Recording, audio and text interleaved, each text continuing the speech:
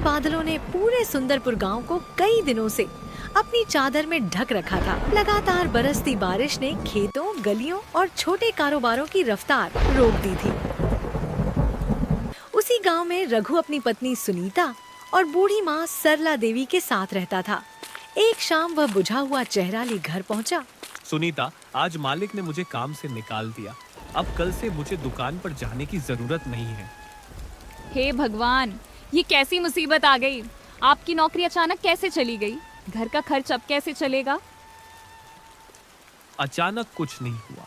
इतने दिनों से बारिश के कारण दुकान पर ग्राहक नहीं आ रहे थे। मालिक का कारोबार बिल्कुल ठप पड़ा था। महंगाई पहले ही कमर तोड़ रही है, ऊपर से राशन, किराया और रोजमर्रा की जरूरतें अलग हैं। और आपकी माँ की दवा, खाने और देखभाल का पूरा खर्च भी हमारे सिर पर है। अकेले हम कब तक यह सब उठाएंगे? दोनों पति पत्नी अपनी परेशानी का हल ढूंढने के बजाय बूढ़ी माँ को ही बोझ समझने लगे।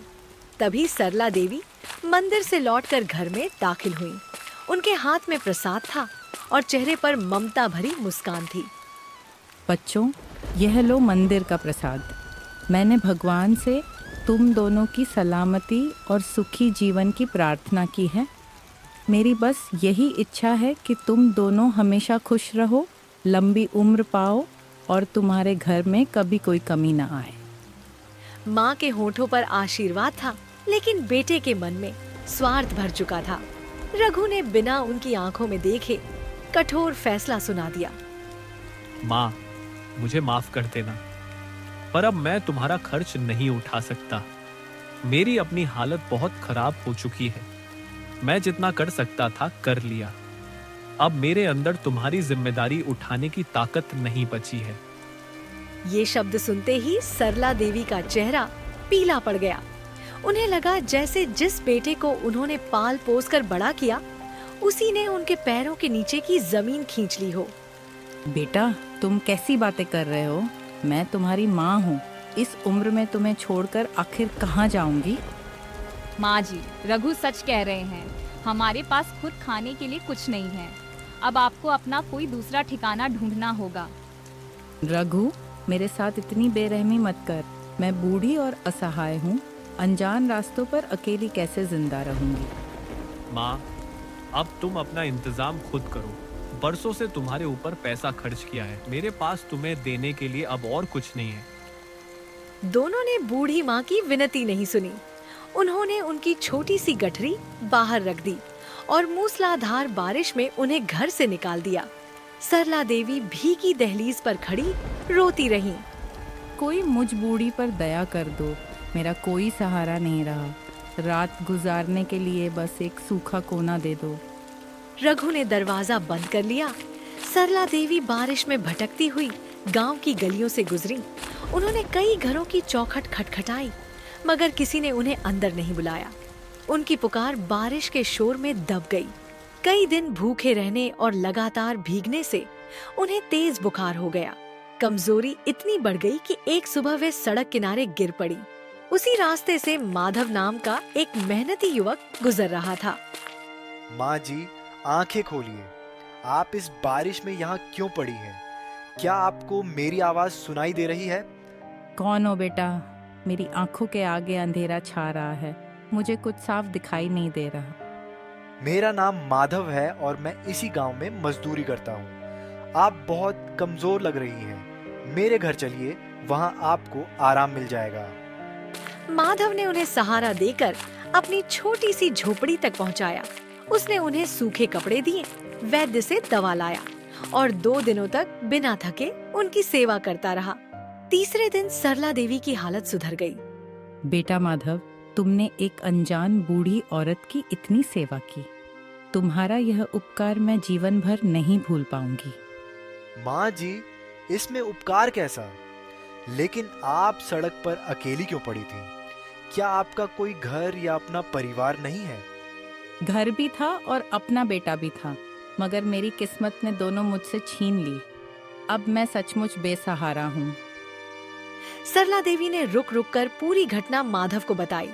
माँ की पीड़ा सुनकर उसका मन भर आया और रघु की निर्दयता पर उसे गहरा गुस्सा हुआ। जो आदमी अपनी जन्म देने वाली माँ की कदर नहीं करता वह कभी सुखी नहीं रह सकता। एक दिन उसे अपने बुरे कर्मों का फल जरूर मिलेगा। तुमने मेरी जान बचा ली, यही बहुत है बेटा। अब मैं चलती हूँ। मैं तुम्हारे छोटे से घर और कमाई पर बोझ नहीं बनना चाहती। इतना कहकर वे अपनी गठरी उठाकर बाहर निकल गईं। माधव कुछ पल सोचता रहा, फिर दौड़कर उनके पीछे गया और गांव के चौराहे पर उन्हें रोक लिया। माँ जी, रुक जाइए। आपको कहीं जाने की जरूरत नहीं है। आज से आप मेरे साथ रहेंगी और यही आपका घर होगा। लेकिन बेटा, मैं तुम्हारे लिए परेशानी बन जाऊंगी।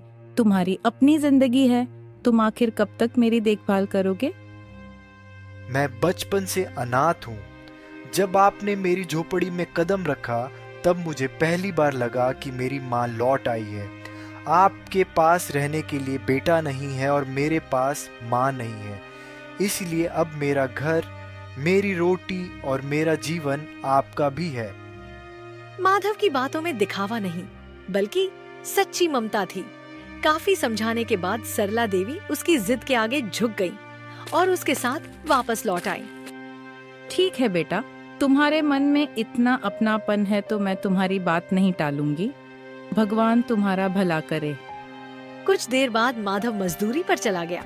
दिन भर गोदाम में भारी बोरे उठाने के बाद वह शाम को पूरी तरह भीगा हुआ घर लौटा।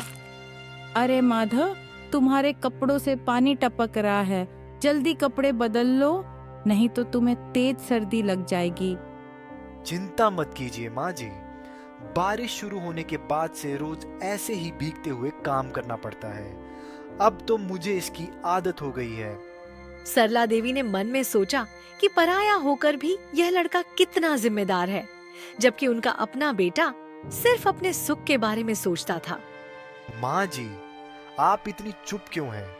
क्या फिर से आपकी तबीयत खराब लग रही है या कोई चिंता आपको परेशान कर रही है? कुछ नहीं बेटा, तुम हाथ मुंह धोकर सूखे कपड़े पहन लो। मैं तुम्हारे लिए गरम खाना तैयार करती हूँ।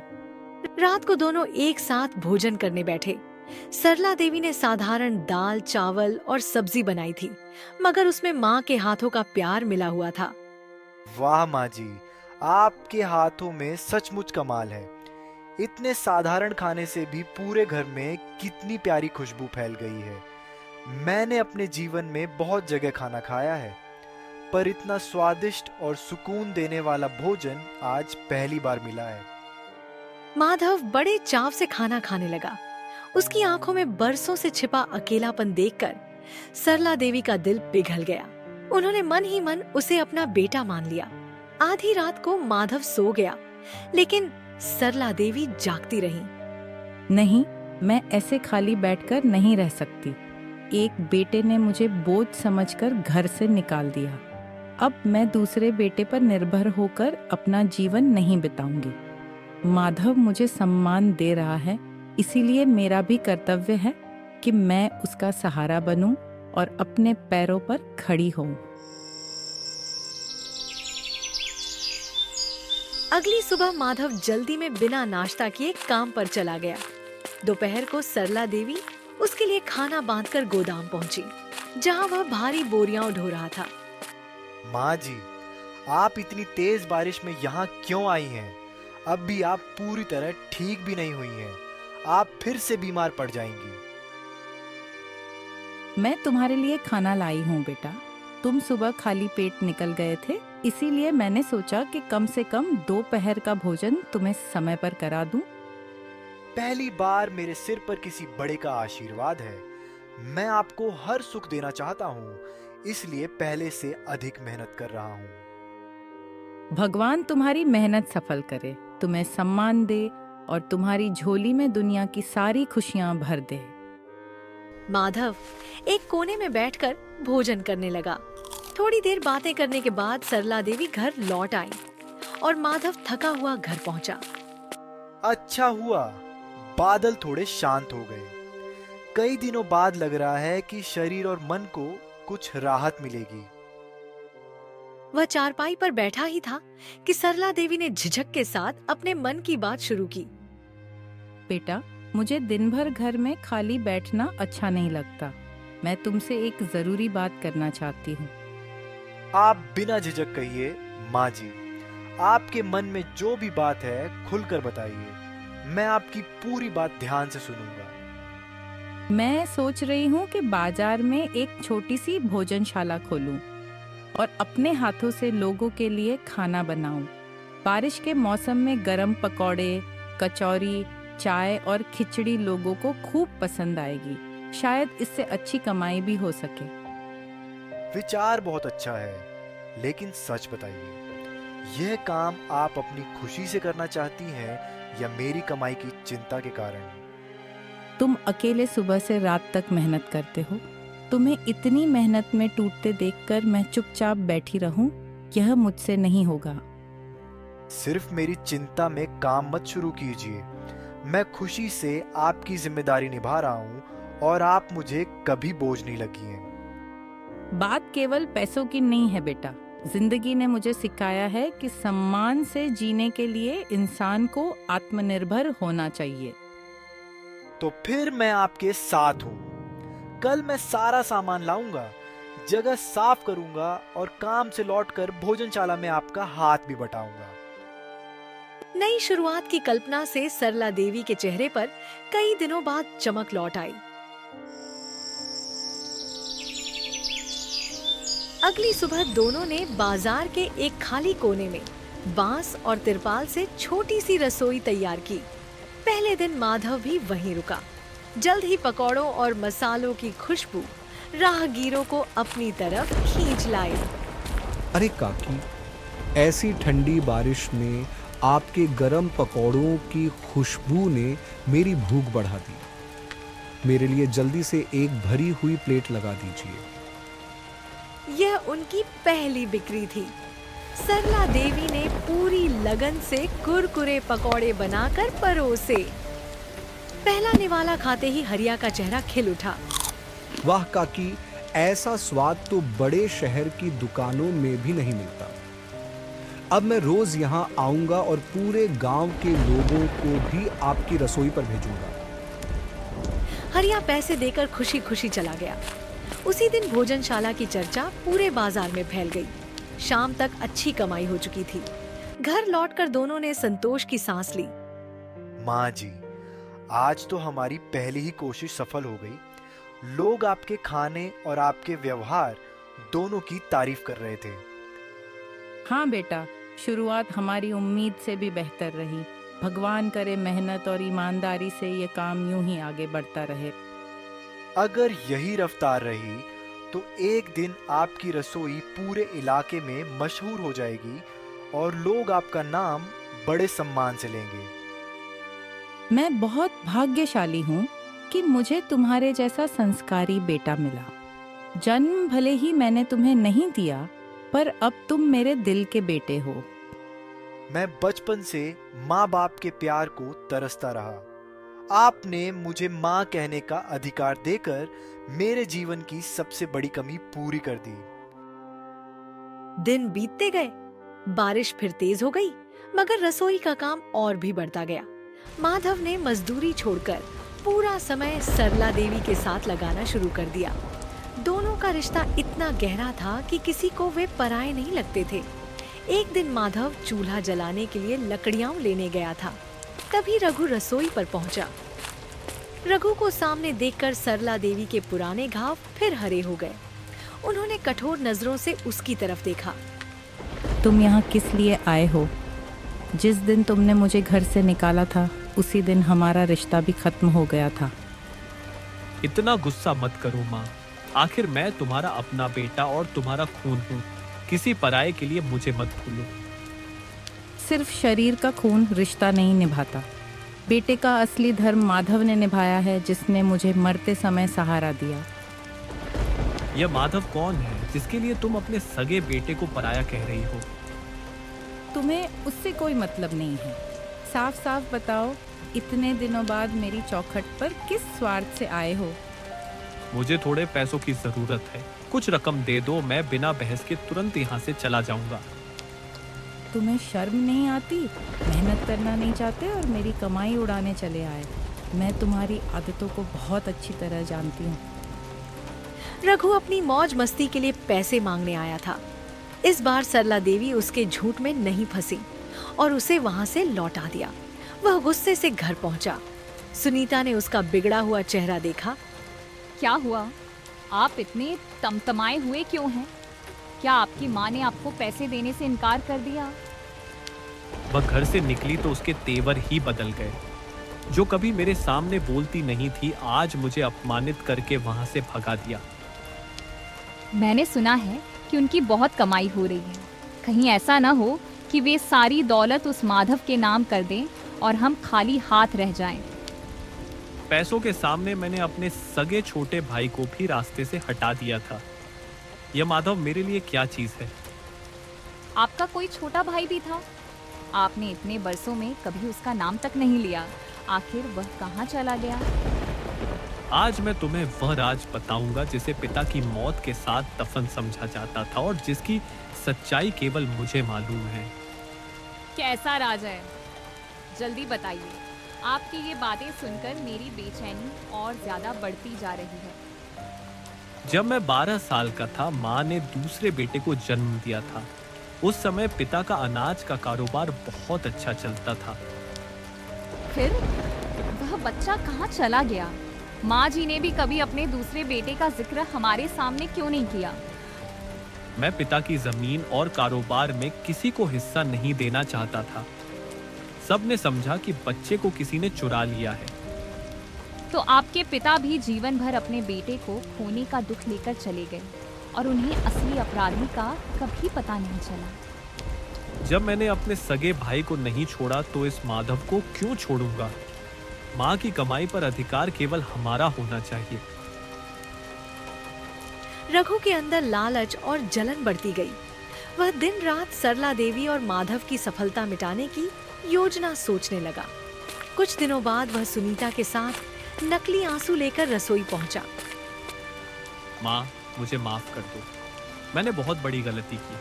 तुम्हें घर से निकालने का पछतावा मुझे हर पल अंदर से जलाता रहता है। माँ जी, हम सचमुच बहुत शर्मिंदा हैं। हमें एक मौका दे दीजिए। हम दोबारा कभी आपके साथ बुरा व्यवहार नहीं करेंगे। उनकी नम आंखें देखकर माधव एक पल के लिए धोखा खा गया और उसने सरला देवी को समझाने की कोशिश की। माँ जी, शायद इन्हें सच में अपनी गलती समझ आ गई है। मेरा मन कहता है कि एक बार इन्हें माफ कर देना चाहिए।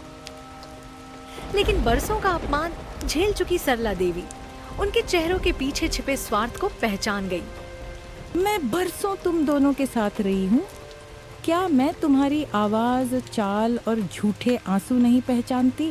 यह पछतावा नहीं, बल्कि कोई नया स्वार्थ है। नहीं माँ, इस बार मैं सच कह रहा हूँ। मैं तुम्हें वापस घर ले जाना और जीवन भर तुम्हारी सेवा करना चाहता हूँ। अपना यह नाटक बंद करो। दोबारा इस रसोई में कदम मत रखना, क्योंकि तुम्हारे झूठ से इसकी पवित्रता भी अपमानित होती है। ये जगह केवल कमाई का साधन नहीं, बल्कि मेरे आत्मसम्मान का मंदिर है। मैं किसी लालची इंसान को इसे अपवित्र नहीं करने दूंगी। रघु बदले की आग लेकर वहां से चला गया। 2 हफ्तों में रसोई की कमाई 2 गुनी हो गई। माँ की तरक्की देखकर उसका लालच और भी ज्यादा भड़क उठा। सुनीता, अब बहुत हो गया। अगर हम माँ की कमाई से सुख नहीं भोग सकते तो मैं उन्हें भी कमाने का अधिकार नहीं दूंगा।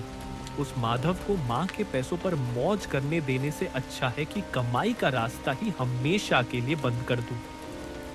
कमाई का रास्ता बंद करने से आपका क्या मतलब है? आप साफ साफ बताइए कि आखिर करने क्या जा रहे हैं। माँ को अपनी रसोई पर बहुत घमंड है। आज मैं उनके इस घमंड के साथ पूरी रसोई को मिट्टी में मिला दूंगा। बदले ने दोनों की समझ पर पर्दा डाल दिया। उन्हें यह दिखाई नहीं दिया कि सरला देवी ने कितनी मेहनत से अपनी जिंदगी संवारी थी। तूफानी रात में पूरा गांव अपने घरों में बंद था। इसी मौके का फायदा उठाकर दोनों कुल्हाड़ी लेकर रसोई पहुंचे। जो कुछ करना है जल्दी कीजिए। किसी ने हमें देख लिया तो हम फंस जाएंगे। बारिश और हवा भी हर पल तेज होती जा रही है। रघु ने कुल्हाड़ी से बांस, चूल्हे और लकड़ी के पटरों को तोड़ डाला। वह केवल एक दुकान नहीं, बल्कि अपनी माँ की उम्मीद और मेहनत पर वार कर रहा था। तोड़फोड़ करने के बाद दोनों अपने घर की तरफ लौटे, मगर वहाँ पहुँचते ही उनके होश उड़ गए। सुनीता, हमारा घर कहाँ गया? छत गिर चुकी है और सारी दीवारें टूट गई हैं। अब हम कहाँ रहेंगे? हे भगवान, ये हमें कैसी सजा मिली। हम दूसरों का सहारा तोड़कर लौटे और अपना ही घर खो बैठे। अब हम खुद सड़क पर आ गए हैं। आंधी ने उनके कच्चे घर को रहने लायक नहीं छोड़ा था। ऐसा लग रहा था मानो रघु की कुल्हाड़ी रसोई पर नहीं, बल्कि उसी के घर पर चली हो। दोनों रात भर रोते रहे। सुबह वे माधव के घर की चौखट पर बैठे मिले। तुम दोनों सुबह सुबह यहाँ क्यों बैठे हो? तुम्हारी हालत इतनी खराब कैसे हुई और ये सारा सामान अपने साथ क्यों रखा है? इस बार उनकी आंखों में कोई बनावट नहीं थी। रघु ने रोते हुए रसोई तोड़ने और अपना घर उजड़ने की पूरी बात मान ली। सरला देवी का दिल इस सच को सुनकर चोट से भर गया। तुमने जैसा बीज बोया वैसी ही फसल मिली। तुम मेरी रसोई उजाड़ने निकले थे और प्रकृति ने तुम्हारा अपना घर तुमसे छीन लिया। माँ जी, हमें जितना डांटना है डांटिए। हम इसी के लायक हैं। लालच ने हमें इंसान से पत्थर बना दिया था। आवाज सुनकर माधव बाहर आया। रघु की नजर उसके दाएं कंधे पर छात के आकार वाले जन्म के निशान पर पड़ी। वह निशान देखते ही कांप उठा। माँ, ये माधव कोई पराया युवक नहीं है। यही तुम्हारा बरसों पहले खोया हुआ छोटा बेटा है। क्या तुम्हारा दिमाग खराब हो गया है? मेरे खोए हुए बच्चे का नाम लेकर अब कौन सा नया छल करना चाहते हो? मैं सच कह रहा हूँ माँ, इसी निशान से मैंने उसे पहचाना है। तुम्हारा बच्चा खोया नहीं था, बल्कि उसे मैं जंगल में छोड़ आया था। रघु ने अपनी पुरानी करतूत का पूरा सच खोल दिया। बरसों से दबे हुए जख्म फिर जिंदा हो उठे। सरला देवी गहरे सदमे में बिना कुछ कहे अंदर गईं और उनके मुंह पर दरवाजा बंद कर दिया। अब माँ मुझे कभी माफ नहीं करेंगी। मैंने उनके जीवन से उनका बेटा छीना, फिर उन्हें घर से निकाला और उनकी मेहनत भी उजाड़ दी। उसी दिन दोनों ने रसोई दोबारा बनानी शुरू कर दी। 3 दिनों तक बिना आराम किए उन्होंने बांस लगाए, छप्पर बांधा, चूल्हा बनाया और सारा सामान वापस जुटाया। फिर उन्होंने सरला देवी और माधव को वहां बुलाया। माँ, तुम्हारी रसोई फिर से खड़ी हो गई है। माधव, मेरे भाई, अगर संभव हो तो मुझे माफ कर देना। मैंने तुम्हारे साथ ऐसा पाप किया है जो माफी के लायक नहीं है। हमने फैसला किया है कि यह गांव छोड़कर बहुत दूर चले जाएंगे, ताकि हमारे कारण तुम्हारे जीवन में फिर कभी कोई दुख ना आए। माँ जी, जाने से पहले हमें आखिरी बार आशीर्वाद दे दीजिए। शायद वही आशीर्वाद हमें सही रास्ते पर टिकाए रखेगा। मैंने तुमसे तुम्हारा बेटा छीना था। आज सच बताकर उसे तुमसे मिलाया तो मेरे सीने का थोड़ा सा बोझ कम हुआ है। दोनों अपनी गठरी उठाकर बस अड्डे की तरफ चल पड़े। उनके जाते ही माधव ने भावुक होकर माँ के हाथ पकड़ ली। माँ, उन्हें रोक लीजिए। हम सब एक परिवार हैं। उन्हें अपनी गलती समझ आ चुकी है और वे सच में बदलना चाहते हैं। भैया के अपराध ने हमें अलग किया था, लेकिन आज उनके सच बोलने के कारण ही मैं आप तक वापस पहुंचा हूं। उन्हें एक मौका दे दीजिए। माधव के बार बार समझाने पर सरला देवी की कठोर चुप्पी टूट गई। माँ की ममता उनके दर्द पर भारी पड़ने लगी। दोनों दौड़ते हुए चौराहे पर पहुँचे, जहाँ रघु और सुनीता बस की प्रतीक्षा कर रहे थे। अपनी बूढ़ी माँ को छोड़कर कहाँ जा रहे हो बेटा? क्या एक बार घर उजाड़कर अब अपना पूरा परिवार भी उजाड़ दोगे? माँ, तुम यहाँ क्यों आई हो? मैंने जो कुछ किया है उसके बाद तुम्हारे सामने रहने का कोई अधिकार मुझ में नहीं बचा है। तुम्हें अपने कर्मों की सजा मिल चुकी है। अब तुम्हें और दंड देकर मैं खुद को और अपने परिवार को दुख नहीं देना चाहती। भैया, मुझे इतने वर्षों बाद माँ और परिवार मिला है। कृपया दोबारा मुझे अकेला मत कीजिए और हमारे साथ वापस चलिए। आप दोनों ने मुझे बचपन में अपने परिवार से दूर किया, पर आज सच स्वीकार करके मेरा परिवार मुझे लौटा दिया है। मैं माफी को ही एक नई शुरुआत मानता हूँ। तुम दोनों ने मेरे जैसे अपराधी को माफ करके रिश्तों और इंसानियत को और बड़ा कर दिया है। आज पहली बार मुझे सच्चा परिवार मिला है। गांव के लोगों ने कभी कभी मुझे छत तो दी, मगर अपनापन नहीं मिला। आज माँ और भाई को पाकर मेरा बरसों का अकेलापन खत्म हो गया है। आज तुम्हारे पिता की आत्मा को भी शांति मिली होगी। उनका बिखरा हुआ परिवार आखिरकार सच्चाई, पछतावे और माफी के कारण दोबारा जुड़ गया। सबकी आंखों में खुशी के आंसू थे। वे सब साथ घर लौटे और एक नए जीवन की शुरुआत की।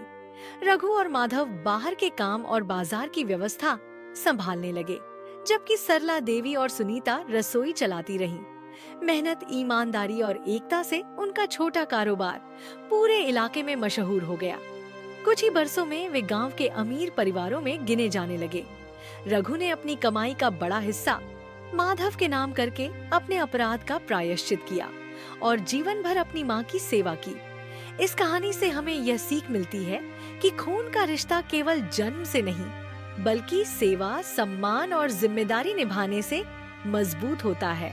लालच इंसान से उसकी समझ और विवेक छीन लेता है, जबकि सच्चा पछतावा, सुधार और माफी एक टूटे हुए परिवार को भी दोबारा जोड़ सकते हैं।